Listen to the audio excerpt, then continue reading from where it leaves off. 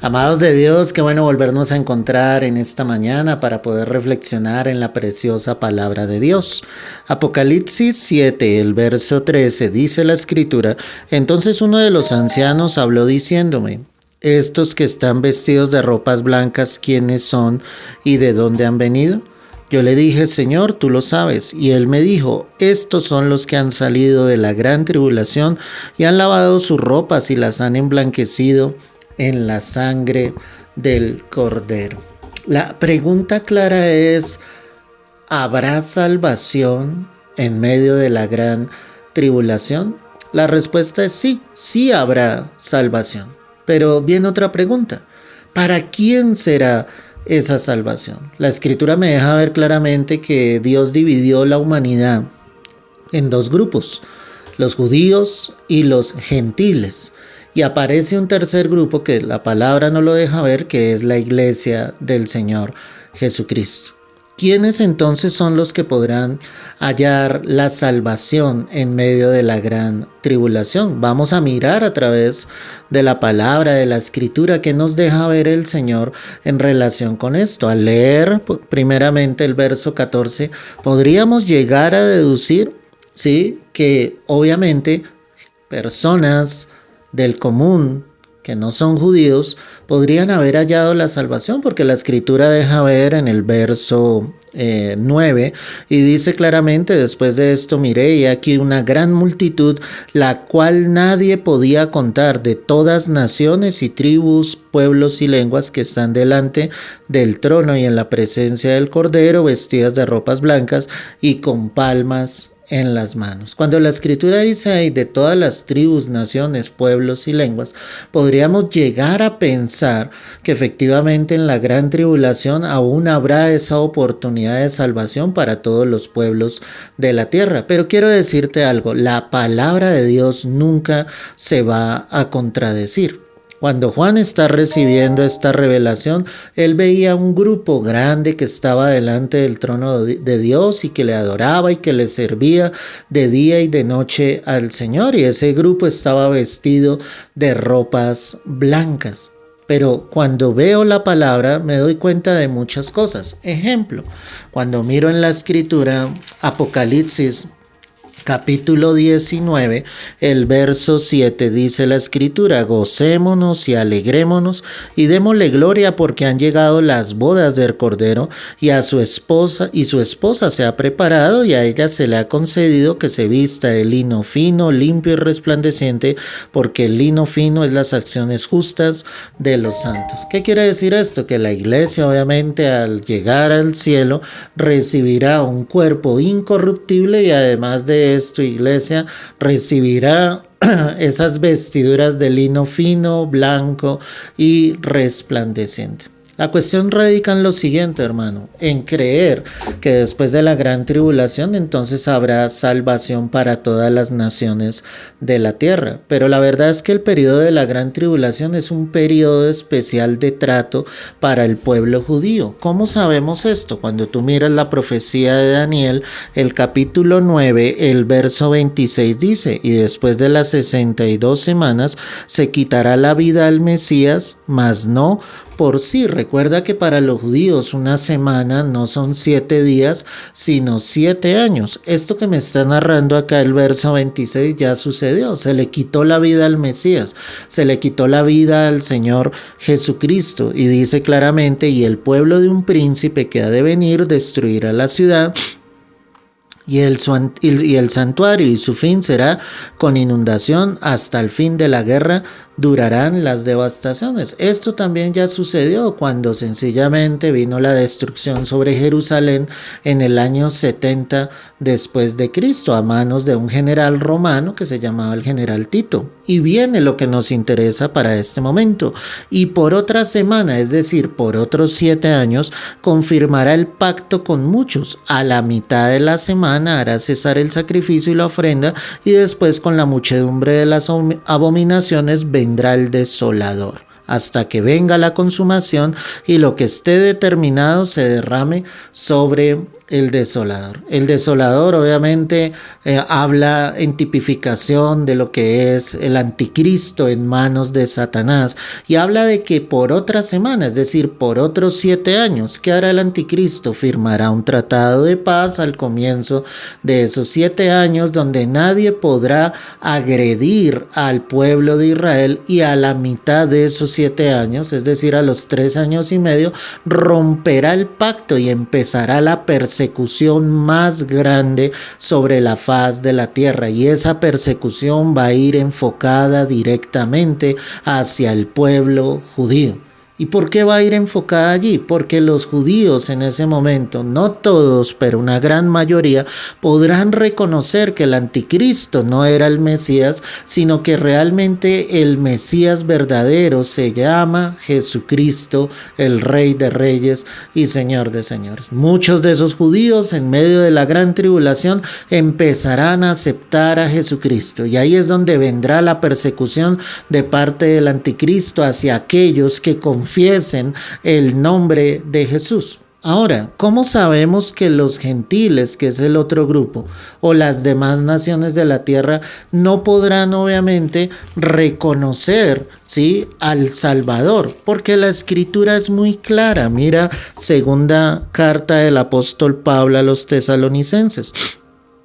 Dice el verso 8: y entonces se manifestará aquel inicuo a quien el Señor matará con el espíritu de su boca y destruirá con el resplandor de su venida. Ese inicuo nuevamente es el anticristo. La palabra, cuando tú miras el contexto, te das cuenta que hay algo que detiene al anticristo, y dice hasta que éste a su vez sea quitado.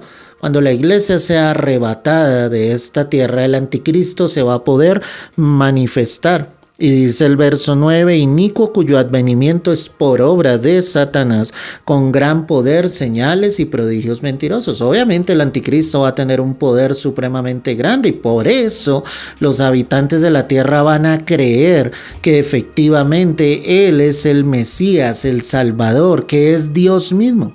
Dice la escritura en el verso 10: y con todo engaño de iniquidad, y ahí es donde viene, para los que se pierden. La escritura nunca se va a contradecir, hermano. Dice aquí claramente, con todo engaño de iniquidad para los que se pierden, por cuanto no recibieron el amor de la verdad para ser salvos. Se está hablando en un tiempo presente. Pablo, que es el que escribe la carta, dice sencillamente, cuando venga el anticristo, él vendrá con ese engaño de iniquidad a los que no recibieron el amor de Cristo. Porque es que en este tiempo, que es el tiempo de la gracia, que es el tiempo donde aún no ha sucedido el rapto de la iglesia, Dios está brindando su amor, su palabra, pero muchos no quieren llegar a recibir el amor de la verdad para ser salvos. El verso 11 me aclara más lo que estamos hablando. Por esto Dios les envía un poder engañoso para que crean la mentira. Mira lo que dice la escritura. Dios mismo, después de que la iglesia sea arrebatada y cuando el anticristo se manifieste, el Señor mismo va a enviar un poder engañoso sobre la faz de la tierra para que le crean la mentira a Satanás en cabeza del anticristo y juntamente con el falso profeta. Lo voy a volver a leer. Por esto Dios les envía un poder engañoso para que crean la mentira. Y la palabra me sigue aclarando, a fin de que sean condenados todos los que no creyeron a la verdad, sino que se complacieron en la injusticia. ¿Qué quiere decir esto? Que inmediatamente empiece la gran tribulación, un poder engañoso en el ámbito espiritual, hermano, va a venir sobre los habitantes de la tierra, que no les va a dejar ver. Si hoy el engaño está sobre la tierra, si hoy teniendo al Espíritu Santo, quien es quien convence de pecado, justicia y juicio, las almas no quieren venir a los pies de Cristo, ¿piensas tú que en medio de la gran tribulación puedes llegar a creer en el Señor Jesucristo? La mentira que el enemigo tiene y que muchos predicadores desafortunadamente siguen predicando es que en medio de la gran tribulación habrá salvación. De esa manera, entonces todos vivamos deliberadamente. ¿Para qué vivimos para el Señor? ¿Para qué le servimos? ¿Para qué nos guardamos en santidad? Si sencillamente cuando ya aparezca el anticristo, entonces podremos hallar la salvación. Error. La palabra me está mostrando, iglesia, que habrá un espíritu engañoso, que la gente va a creer, obviamente, la mentira del enemigo. Entonces, queda la duda sobre lo que estábamos analizando en Apocalipsis allí, el capítulo 7. ¿Quién es esa multitud de ropas blancas? ¿Qué significa que estos son los que salieron de la gran tribulación? La primera idea que me da es que estuvieron en la gran tribulación y que lograron salir. ¿Ves? Y muchos dirán, sí, ellos fueron los que murieron como mártires, pero entonces la palabra se seguiría contradiciendo. Mira Apocalipsis 6, que ya lo estuvimos analizando, ¿sí? Verso 10. Y clamaban a gran voz diciendo, ¿hasta cuándo, Señor santo y verdadero, no juzgas y vengas nuestra sangre en los que moran en la tierra?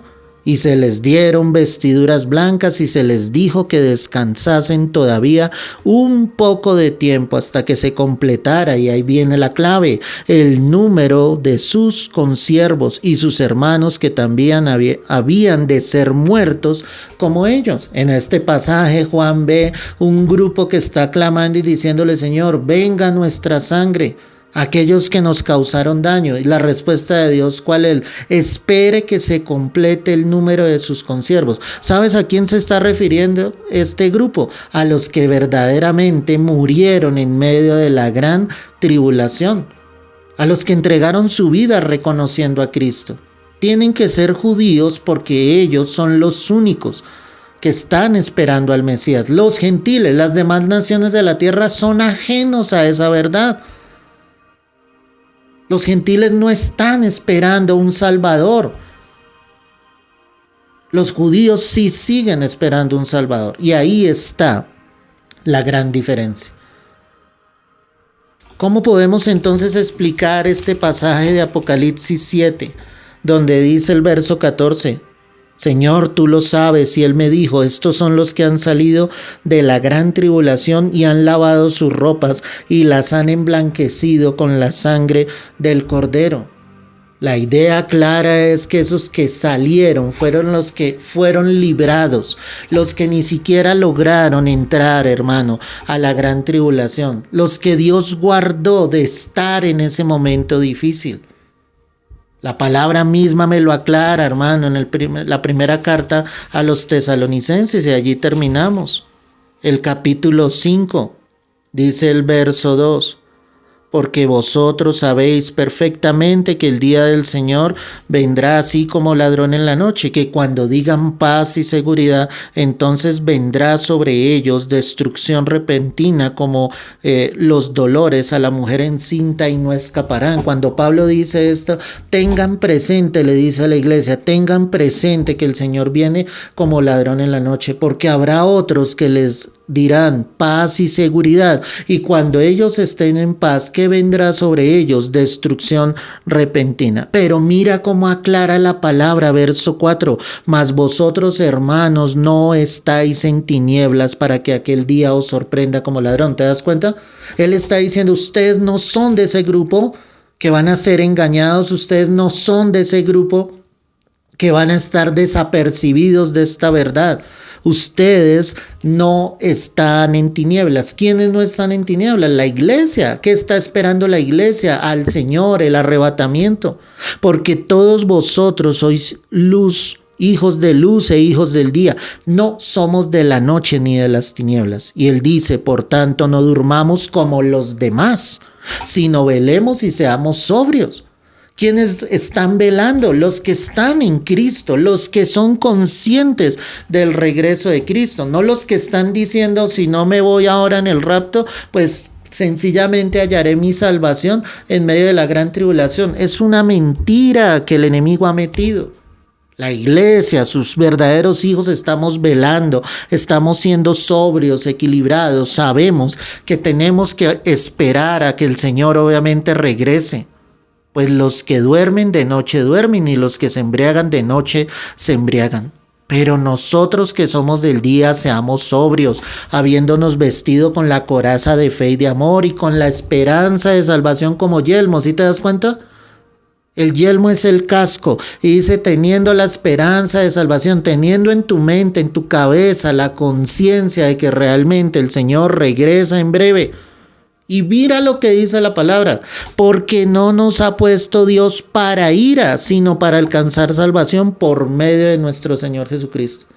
Si te das cuenta cómo Él dice a los que ya tenemos la fe en Cristo, no nos puso Dios para ira.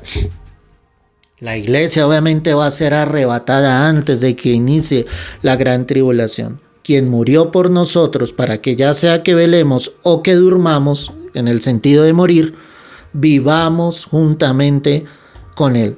Por lo cual, animaos unos a otros y edificaos unos a otros, así como lo hacéis. Hoy yo te animo, iglesia, a la luz de la palabra, a caminar con Cristo, a recibir al Señor si no lo tienes. El rapto está por suceder.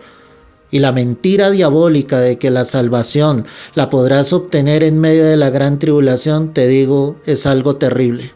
Ahí vendrá el lloro y el crujir de dientes. Vendrá un poder engañoso sobre la faz de la tierra, donde aún los que decían caminar con Dios, aún los que estaban en la iglesia pero que nunca nacieron de nuevo, serán engañados y sus almas se perderán.